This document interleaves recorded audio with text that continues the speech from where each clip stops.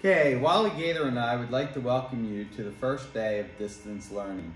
Today we'd like to learn a little bit more about charges and the forces on those charges. So we've already learned about electrostatic force, we've learned about electric fields, we learned about energy when there's two charges, and we learned about voltage. We also learned about capacitors being used as accelerators and deflectors. We learned how on an oscilloscope we can accelerate an electron, deflect it horizontally, and then deflect it vertically to create different things on the screen. We learned that electric fields pointed from positive to negative. Today we'd like to look at what happens when we have moving charges.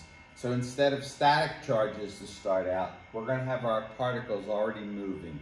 And we're going to see how these particles are influenced by magnetic fields. I want to remind you about magnetic force. It's just like the electric force in that opposites attract. They're no longer plus and minus charges, but instead they're north and south poles of magnets. So opposites attract and likes repel. When we look at magnetic fields go by the letter B. The magnetic fields are measured in Tesla, and the magnetic fields point from north to south. When we put a charge into a magnetic field, this is real important. If the charge is at rest, the charge feels no force. There is no force on this charge. It will not be attracted to the north. It will not be repelled by the south, or vice versa.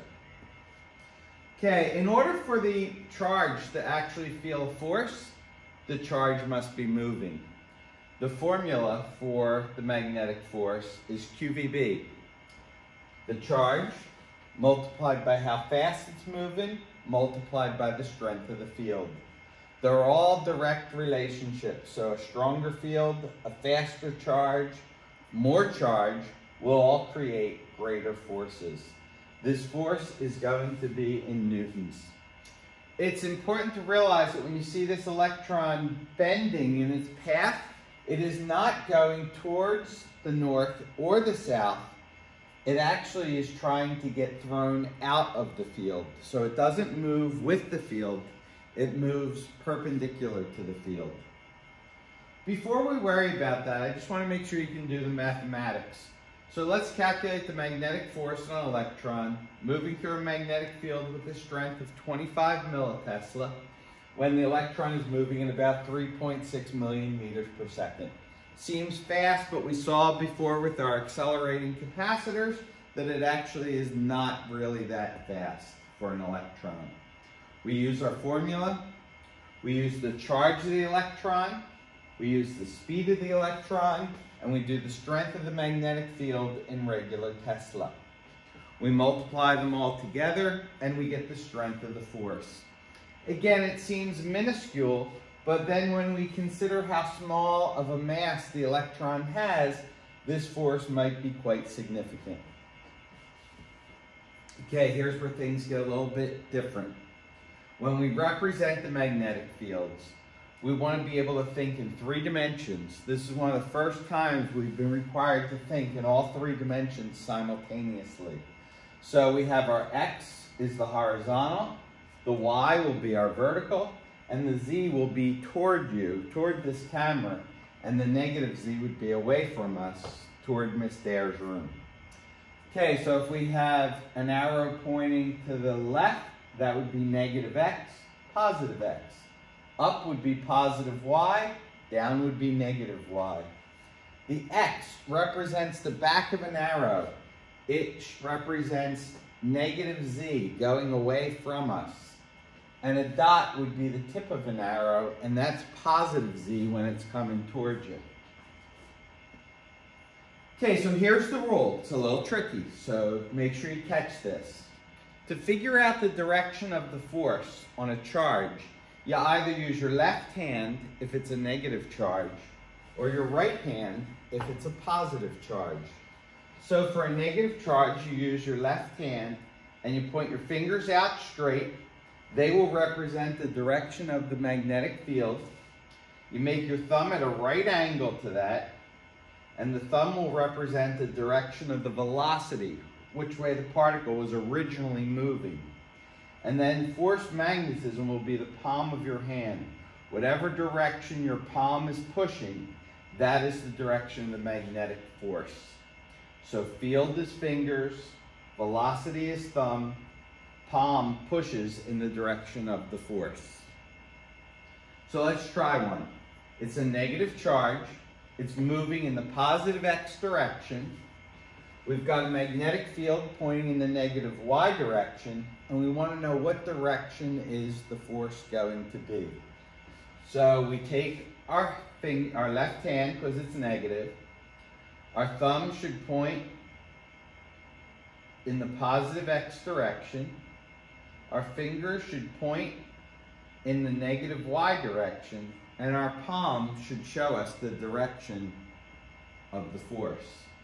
So again, notice how my fingers are with the field, my thumb is with the velocity, and my palm is pushing in the positive Z direction. So if Wally Gator was the particle, when it entered this field, it would be pushed in the positive Z direction. Here we have a positive charge moving in the positive Z direction. So Wally Gator's the charge again. He's moving in the positive Z. There's a magnetic field that's in the positive X. This time we use our right hand because it's a positive charge. Our thumb should point positive Z. Our finger should point positive X. And hopefully you see your palm is pointing positive Y. Something like that. Make sure you're trying these at home. Okay, so you make sure you see how these things are working out. This is also good advertisement. You should wash your hands.